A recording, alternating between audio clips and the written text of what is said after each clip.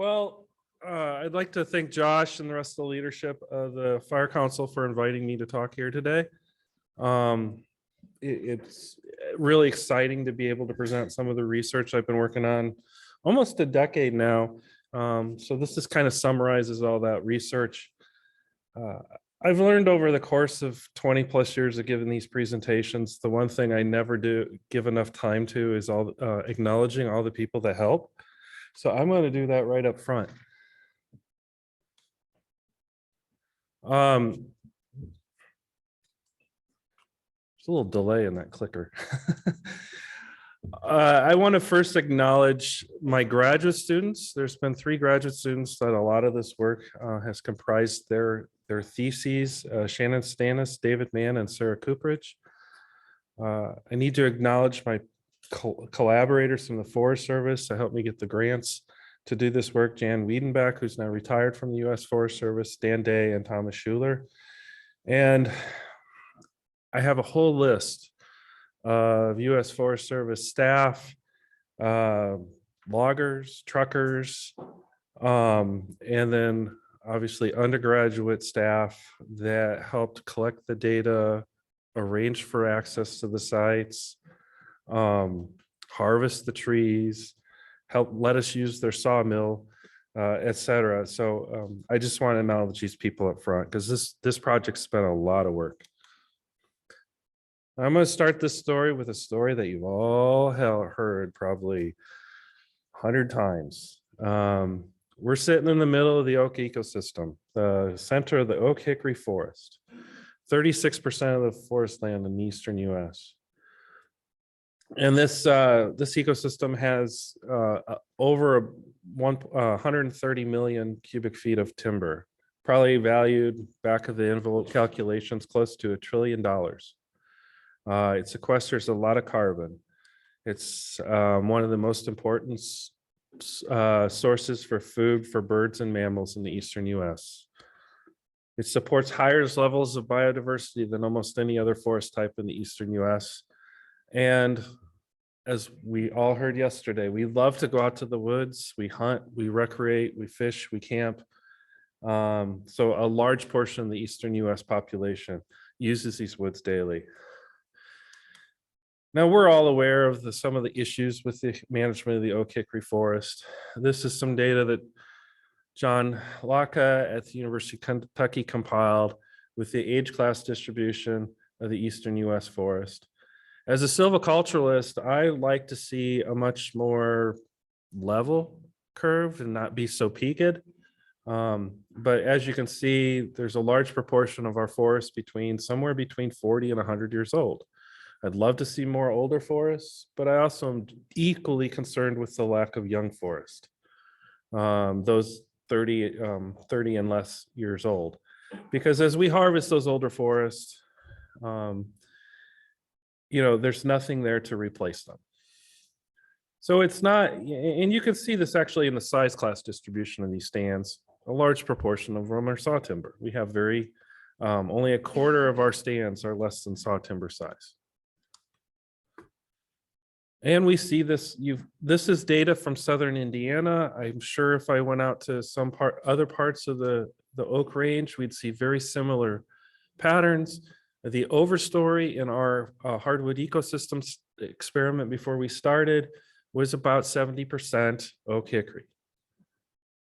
But the mid-story was half tolerant hardwoods. In our neck of the woods, mostly sugar maple and some beech. We don't have as much red maple in Southern Indiana. So this is a concern. And one of your professors, Mark Abrams, has written a lot about the loss of white oak from Pennsylvania and other parts of the eastern US, calling this mesification, the idea that with the lack of fire, we're reinforcing these mesic species and the stands are becoming less and less tolerant. And so I'm somewhat feel like preaching to the choir that understand this. From a silvicultural perspective, at least in my area, a lot of the foresters kind of practice what I would call harvest and hope. They harvest when they think that oak is masting and small seedlings are present, that they might follow the Silva guidelines and wait for enough competitive regeneration to be present. But of a lot of our stands in Indiana are so rich that those guidelines don't really apply in a lot of sites. And then they hope that there's enough oak that survived this intense competition of 15 to 20 years to come back in and do some type of crop tree release pre-commercially or a thin. This is our typical response on a 5-year after a clear cut. The regeneration is 15 feet high. If you look in there, there are a few along that edge, red oak, that survived this, but they very rarely last through that 15 to 20 years.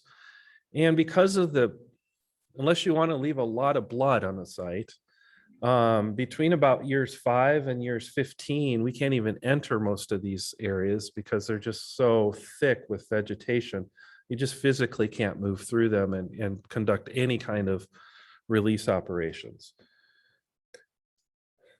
So this seldom works on our mesic sites in Indiana.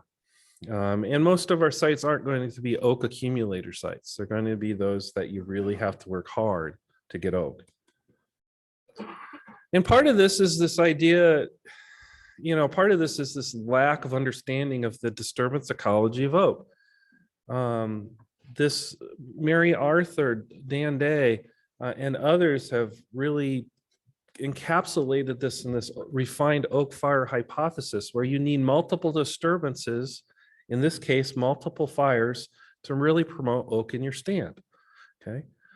So again, I'm preaching to the choir. You guys do a lot of this already. Okay.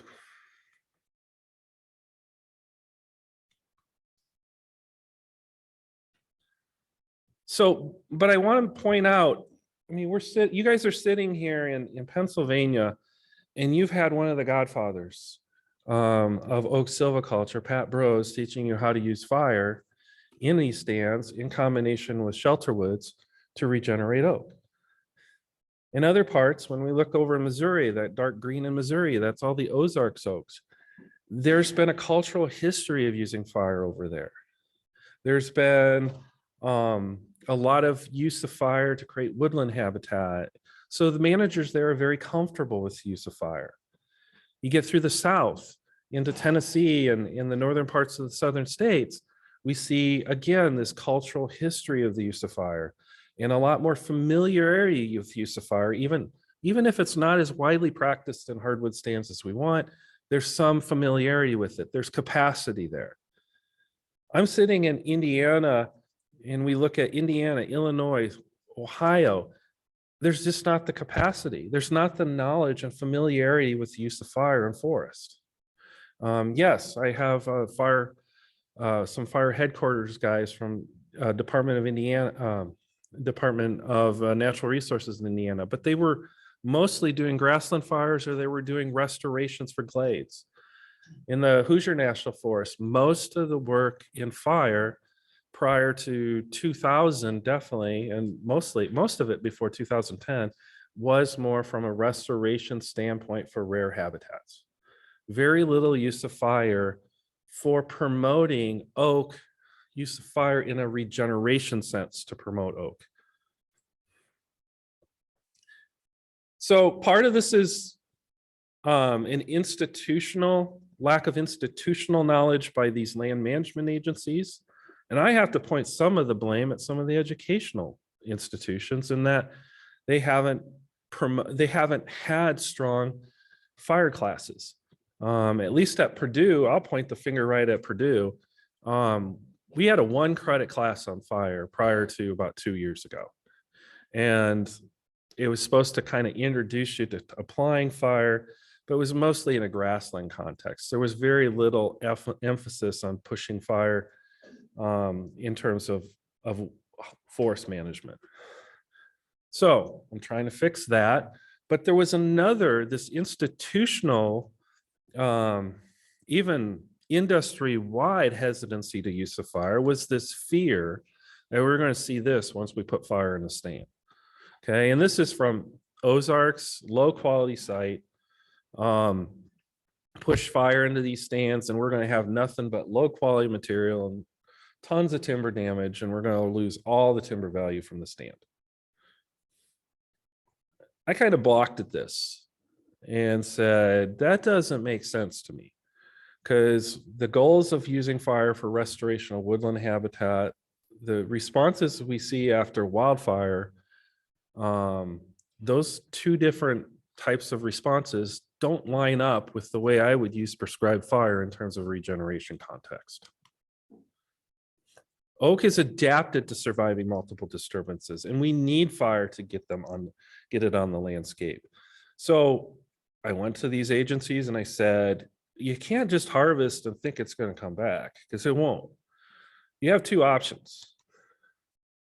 Alternative A, let's use fire, as Pat Brose has talked about, in terms of preparatory fire, maybe fire after the harvest, and try to promote oak that way. You know, that matches the natural disturbance ecology of the species. And there's a lot of research that this works. Maybe not in Indiana, but elsewhere there's a lot of research. Or we could use artificial regeneration. And there's multiple scenarios. You know, that was the approach they wanted to use. Multiple scenarios that use an artificial regeneration, but there's a lot of costs, and we'll get to those in a minute. And surprisingly, we know a lot about how to do artificial regeneration with red oak. There is very little research out there on how to artificially regenerate in an underplanting sense or an enrichment planting sense with white oak. Believe it or not, I was shocked when I looked into the literature, and I can only find maybe 5 to 10 studies that really discussed it.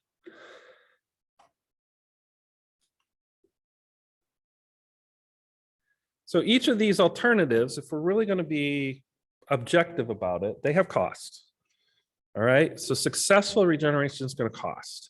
And if I'm going to sell this and say, private landowners, this is a viable option, it's not going to cost you too much money, I got to put some numbers behind this. So with alternative A, we have fire supplies, we have labor, red tape and the logistics, and then this big question mark, significant timber damage. What does that mean? And then alternative B is, if we're going to go that route, the cost of seedlings, the cost of labor, competition control, herbivore control, and deer fencing. Anybody who has ever tried to do this, especially deer fencing, it's really expensive.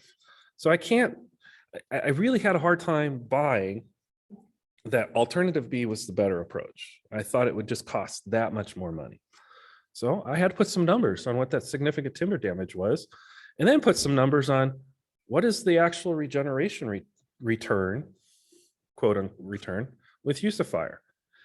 And I wanted to look at this in terms of economics. What is the value, the damage, both in terms of stumpage values, what loss in stumpage, what loss in lumber prices, and then given a certain fire regime, how many oaks would regenerate from it? And what would it cost to create that many through an artificial planting regime? Okay, and I obviously recognize that this balance, this economic balance, is going to depend on the fire regime, topographic variables, and market variables. So largely my work in the last 10 years has been working on these 4 research objectives. And today I'm going to talk about 2 of them more fully and 1 of them partially. And then number 4, I'm looking for a postdoc. So if anybody knows of a postdoc that could help me with that. I'll first describe the impacts of prescribed fire on standing timber volume and value as affected by site conditions and species. And then give some preliminary data on validating those stumpage value numbers with lumber recovery numbers, where we actually harvested the trees and ran them through the mill. I'll then talk about quantifying the oak regeneration after repeated prescribed fires affected by these site conditions. And I want to say is I'm looking at management level burns. I'm not looking from research level burns where often as researchers, we try to keep a pretty tight control. We look at narrower, the fuel windows are going to be a little narrow, fire windows are going to be a little narrower, and the fuel conditions we want are much more tightly controlled. This is much more of a broad, how is managers applying fire on the landscape? So we selected on nearly 140 stands. They're across 4 national forests, the Mark Twain, the Hoosier, the Wayne National Forest, and then 1 ranger district on the Daniel Boone National Forest in the northern part of the Daniel Boone National Forest. We had several criteria. They needed to be oak dominated. Okay, again, my context for this work is looking at how do I use fire to regenerate oak? So I want mature stands that are oak dominated, that we're trying to get oak back. I'm not looking for stands that are already over the edge to mesic species and trying to pull them back. I'm thinking of the stands that we have that we can hold in oak. Site index is greater than 60. So I want these to be stands that timber production is a major goal. Not if they're less than that, a lot of times we're looking at changing these to woodland habitat, or there might be glades or barrens. That wasn't my intention here. No known wildfire. So no record, at least we knew of wildfire. We kind of found out in Missouri, there's no way to tell. And then some use of prescribed fire that had started at least 5 years ago, but no more than 25. So this is kind of in that window where I would expect to be able to use fire to prepare a site, build oak regeneration, or build conditions conducive to oak regeneration in terms of replacing the mature stand.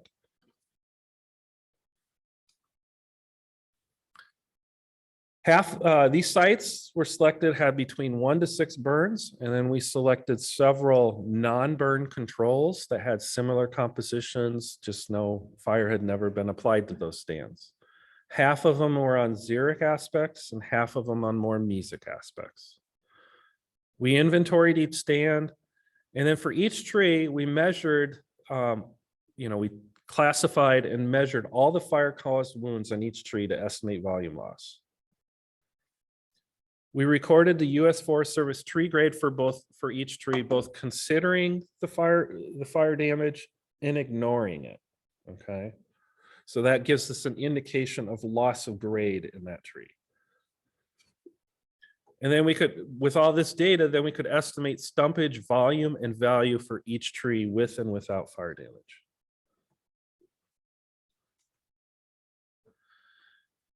And we not only looked at open wounds such as cat faces and ovals, but we also looked at wounds that were closed by bark slough, seams, flutes. And 2 of my students went through a lot of training, walked with a lot of foresters through a lot of fire damage stands.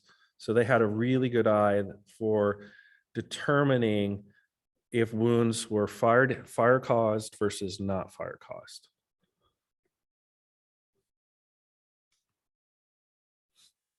This is just an indication of the sample that we had. 8,000 trees we measured. Again, to remind you, these are heavily oak dominated stands. That was on purpose. So over 40% of our trees were white oak. And we had 16% red oak, and then other white oak is another 15%. So we only really looked at trees that were saw log size and larger. Okay, we did not consider in this particular survey smaller mid-story, pole-sized trees, regeneration. It was only look at the overstory in this study. And as you can see, even on the no RX fire sites, there's a background level of wounding. Some of that, I would say the Missouri Ozarks, it was a little higher. There was some differences by site locations. I'm not going to go into a lot of detail in that here, and you can look in the paper if you're more interested. But you can see that still fire causes wounds, and I'll get more into that. So I'm going to just give you take homes, all right, from all this work. Take home number 1, is we saw very low losses in absolute volume and value due to fire damage. When you averaged across all stands that had fire damage, we only lost a little over 200 board feet per acre. In the butt log, a little higher when you look at total volume loss, and that was largely because there was the rare tree in a site that would basically be changed to total cull because of a fire. When you converted this to stumpage value, it was only on average about $50 an acre. It could get up to about $273 an acre. And this is all using stumpage values from a couple of years ago when I wrote worked this data up. All right, so relatively low absolute volume and value losses. Now this one looks at our vol is relative volume, like percent of total volume that's lost. And the more numbers of prescribed fires you have this increasing cumulative effect. And we see an increase in relative volume loss, which corresponds to an increase in relative value loss. But if you look there, the numbers are pretty low. On average, like after one prescribed fire, it's about 3%. After 4 prescribed fires or more, we're anywhere from about 6 to 8%. I'm not saying those are standard error bars. That's not the range. There are sites that lost in the Ozarks again, that lost 30 to 40% of their volume because of fire. And a large portion of the really high sites that we saw, high volume loss sites, were from the Missouri Ozarks. And we're pretty sure that corresponds to the fact that over there, they're largely oak accumulator sites, and the burning in the Missouri Ozarks is trying more to dissuade oak and favor shortleaf pine. But on all of our mesic forests, Hoosier, the Ohio, the Wayne Forest, the Daniel Boone Forest, you know, they're even a little bit less on average. So Mark Twain's pulling these up a little bit. And again, I can give you more details on that after this talk. We didn't see a strong signal aspect. It wasn't significant. Although you can see in the 3 and the 4+ fires categories, it appears there is some type of real increase. It just didn't turn up in the statistics. Wounding follows this pattern. So if we look at this at more of a tree level and look at percent of trees that could receive a wound, this mirrors what we saw at the stand level averages. And I need to explain these lines a little bit. This is the likelihood of a tree having a wound, essentially the red line. All right, so we see that strong increase with 1, 2, 3, 4 burns. And then, I don't know, you can argue that basically 3 or more is pretty much level. All right, you don't see a lot of increase in wounding after that. They're all statistically the same. Grade reduction, the blue dotted line, is the likelihood that a wounded tree sees a grade reduction. Okay, so you see this increase that 20% roughly of trees that are wounded will see a grade reduction after the first burn. It increases slightly, but not significantly so after that. And this differs by species, okay? You probably can't see all those numbers, but for example, white oaks, about 25% of white oak will be wounded, and 13.5% of those wounded white oaks will receive a grade reduction. Okay. In general, there's less variability in the wounding. It ranges, shortleaf pine is the most resistant. It was only about 10%. But if you chestnut oak was 17%, and then it ranged up to almost 37% for northern red oak. But the grade reduction, which could be, you could think of as terms of how well does the tree heal those wounds, comes into that. How well do they compartmentalize the wounds? They're all over the place. They don't necessarily follow the same trends as wounding. Red oak, for example, northern red oak gets wounded easily, but it doesn't see a grade reduction as often. So it does tend to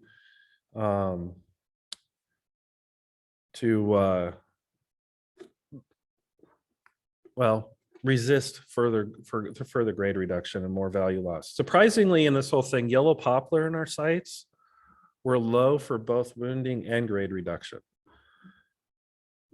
And that sounds a little counterintuitive, but realize these are mature stands with large tulip poplar, and large tulip poplar has very thick bark, and it's very resistant to fire, and that's been shown in studies.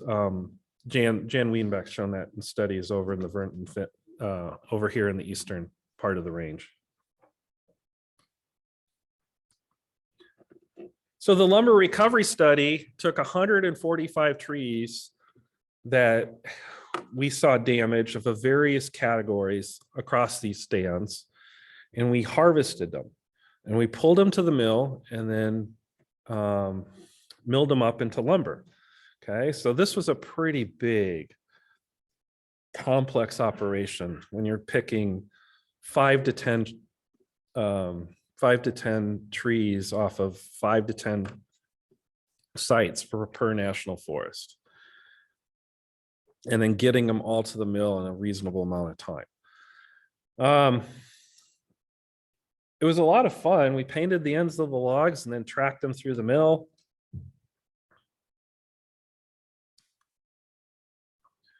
We milled everything into 6 quarters with 16 quarter cants in the core of the log.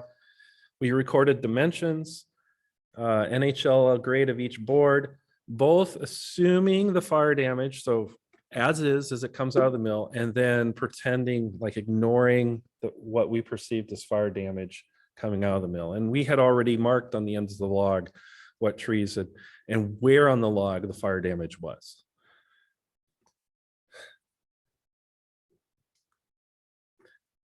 So this is still preliminary. We're still working up the the logs that were harvested from the Wayne and the Mark Twain National Forest.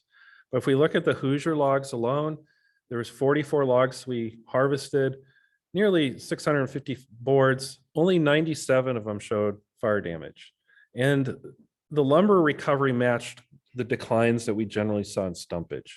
3.5% in volume of the wood, and we lost only 4% of the value of the lumber due to fire damage.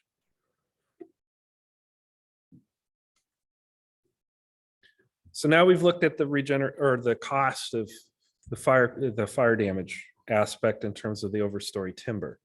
So now let's look at the regeneration response as a potential benefit. And here we surveyed 47 of the burn sites and 16 of the control stands on the Hoosier National Forest and Wayne National Forest. This study got pared down a lot because of COVID. We wanted to do more of the national forest, more sites, but COVID hit and that kind of shut down a lot of our field work.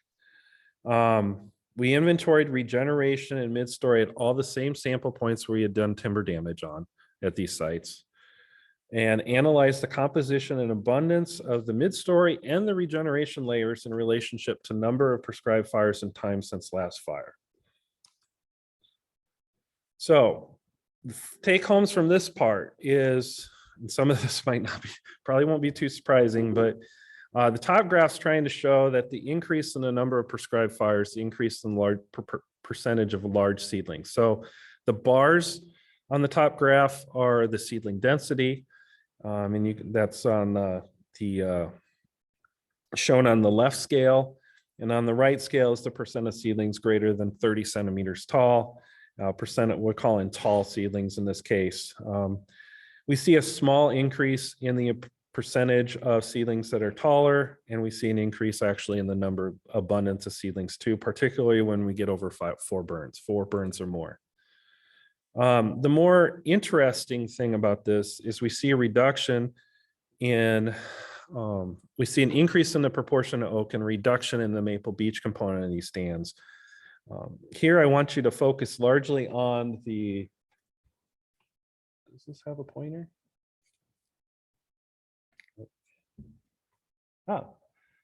Focus on the black bars, that's the maple beech here, and see how that basically declines as you go across the site. We're being successful in getting the maple beech. Managers are being successful in getting the maple beech out of these stands, at least in the regeneration layers. Oops. Take home number 7, waiting more than 4 years after the burn means fewer seedlings and an increase in maple beech. So again, we see a slight reduction. Again, there's a lot of, this is management level burns. There's a lot of, it's very variable data, but we do see the slight decline. And here again, maples on the right part of these triplets. And we see this kind of increase once we get over 4 years in the maple beech. Sorry, I got to. And these regeneration patterns are being driven by the impacts of RX fire on the mid-story. These stands, as far as we know, were not being treated for like a mid-story removal or anything like that. They were just using fire. And we see this reduction both in, whether you want to term it in terms of basal area or in trees per acre of the mid-story, we see a reduction over time with more burns. But it's relatively slow. It's not as quick as we would hope. So after all this is said and done, what are my recommendations? What have I learned?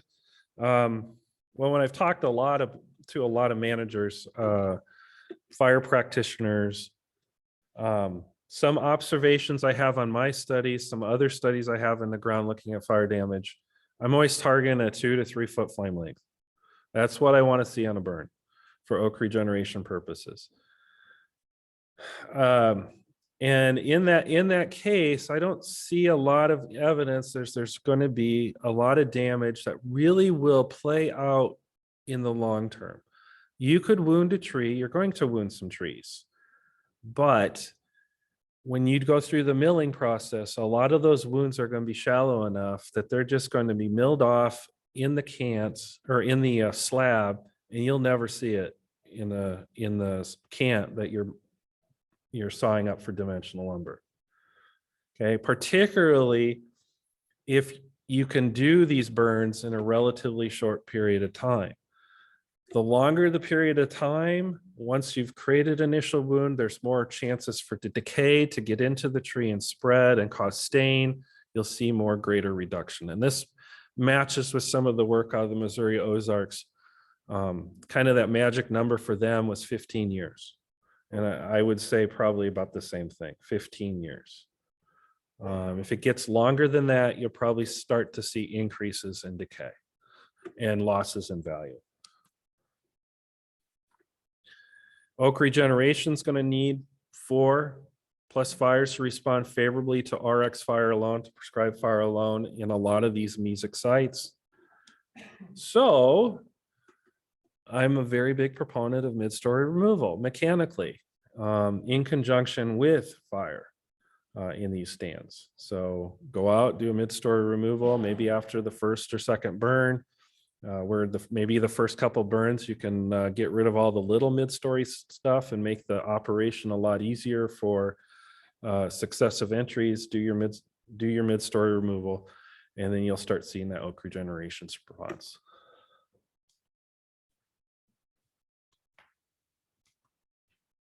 So I'm open to questions and any kind of discussion.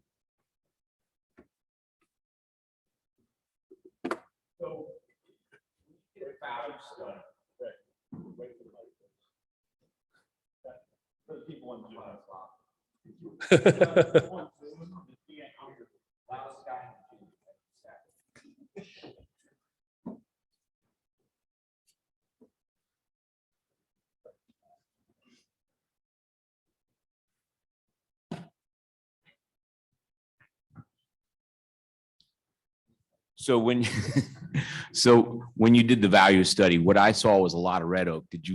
Was there any white oak that went through that study? No, there's a lot of white oak. Okay. It was actually majority white oak. Because the picture showed me red oak. And Yeah, well, gotcha. it was actually majority white oak in those stands, and then red oak was more minor. I mean, I think 44% of our study trees were white oak, and 15 to 20 were red oak. Okay. Any of those logs barrel quality or veneer quality? So, well, that is a limitation of the study in terms of, we can put on a US Forest Service grade 1, but that's a pretty broad perspective. I actually have another study in the ground. Actually, it's trying to get some data on it, that we've been tracking trees over time. Those trees are all veneer quality trees, or at least prime, like barrel quality or veneer quality trees. And we're tracking that over time to see what kind of degrade we'd see there. I'm not going to state that I would not do some protection against veneer quality trees. I'd still want to probably blow them clear of leaves. Definitely want to make sure that there is no large woody debris associated with those trees. But some of my early, against those trees, some of my early looks at the data for our veneer, tracking our veneer trees, they don't see a lot of, those are really high quality. They're very vigorous growing trees. They usually have pretty thick bark. So they actually fend off the fire pretty well. But I'm not going to say there's no damage. There's going to be a little damage. Thank you. I actually had a question. Sure. Do you have any logger bias to purchasing? Oh, absolutely. I figured as much. I think actually, in some respects in the room here, and preaching to the choir, I think you guys kind of know all this. I think it's where the educational need is kind of like extending this knowledge to the timber buyers, to the sawmills, to say, no, what you saw from fire damage back in the 30s and 40s in trees is not what you're going to get from prescribed fire damage. And so there is a huge educational need to show them that this doesn't really, that char you see on the tree on the outside does not correspond to a reduction in lumber grade.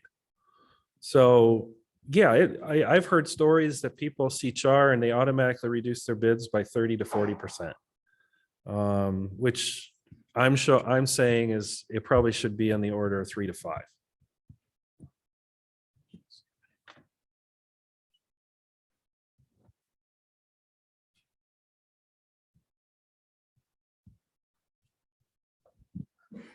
Could you go to just your previous slide, the one before this one? If the clicker works. We're getting there.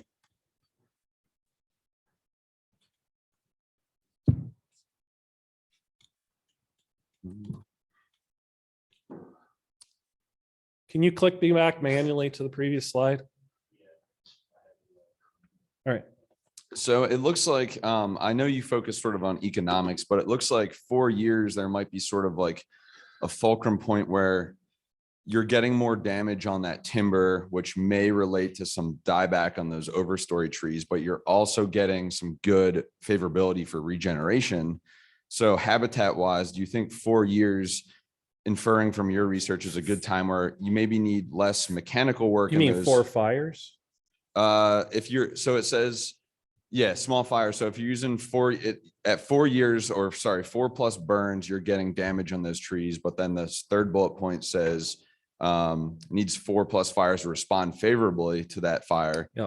So, a lot of places will go on, they'll mechanically remove trees and then they'll go on and burn afterwards. But could you see that at around 4 fires, you're starting to knock back some of that overstory, but then also get good regeneration, and that's just beneficial habitat wise?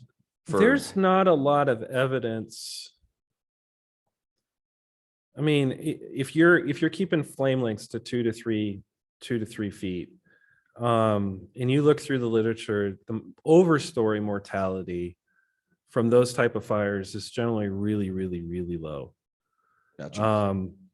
What I'm saying here is you need the 4+ fires probably to knock the mid-story back if you're not going to add a mechanical treatment, at least on our sites. And if the mid-story is of significant size. You know, yesterday, what was up to 3 inches, you could take out with a good, strong couple fires. A lot of our mid-story is going to be greater than that. Makes So, sense. so that's why I'm saying if you want to do this faster than 4 fires, and again, that's kind of a trade-off. If the timber value, you start to see increases in timber damage at 4 fires, but you get the regeneration response of 4 fires, I think it almost predicates doing some type of mechanical treatment, so you don't have to kind of play with that boundary line. Great. That answers my question. Thank you. Dr. Saunders, we have a question we're going to take from some of the Zoom participants. Okay. This is from JD Lambrinos. He said, what time of year were the burns conducted? Well, there's 145 sites and some of them were burned 6 times. I would probably say all over the place. They were not growing season burns. They're almost always dormant season burns. Maybe a few in the Ozarks could have been early growing season burns, but I would say a vast majority of them are dormant season. Okay, there's one other one there. We got another one. We'll go to the first one. It says, when you say mid-story removal, does that include oak mid-story or just non-oak species? Most of the sites I'm dealing with, I don't have enough oak in the mid-story that I would want to remove. Anyway, I would probably do non-oak species.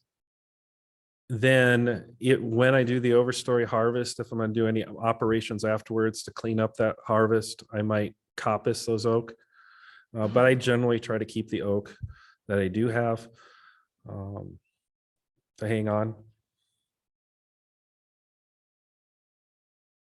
Any more questions?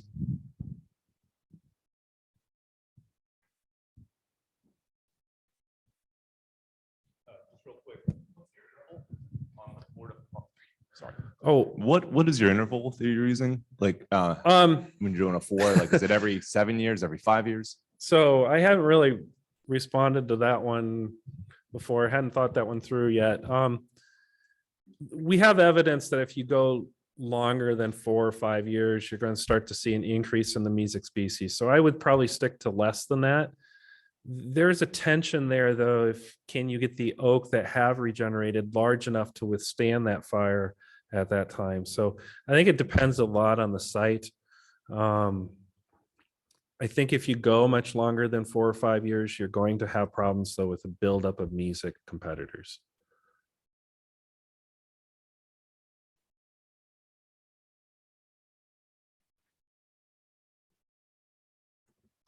Well, thank you very much for the time.